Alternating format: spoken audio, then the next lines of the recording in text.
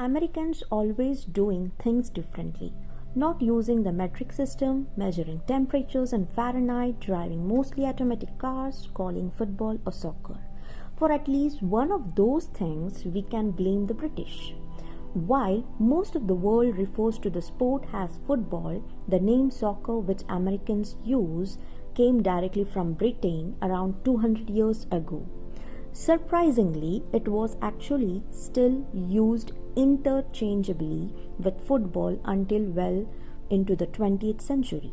It only began to change exclusively to football around 1980, and it's thought that the Brits only really stopped using soccer because of its American context.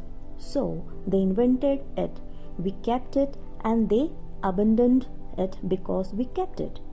Where did the word soccer come from?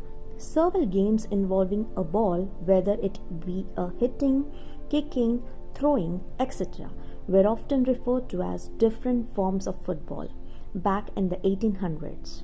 Soccer, as we know it today, became an official sport in 1863 when several English schools and clubs got together and formed the Football Association to establish a standard set of rules.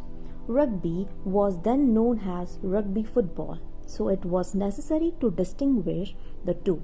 Thus, it became known as association football in England. So, how did it go from association football to soccer then? The story is much like how pets get their nicknames. They start out as Emmett Smith, then it becomes Smithy, then Smithen, Kitten. You get my point. Association football is a long word and people don't like that. It's a lot of effort, so the British players began calling it a sock, which transformed to a soccer, and then finally soccer or soccer football. We know why the British stopped using the name soccer, but why did Americans keep it?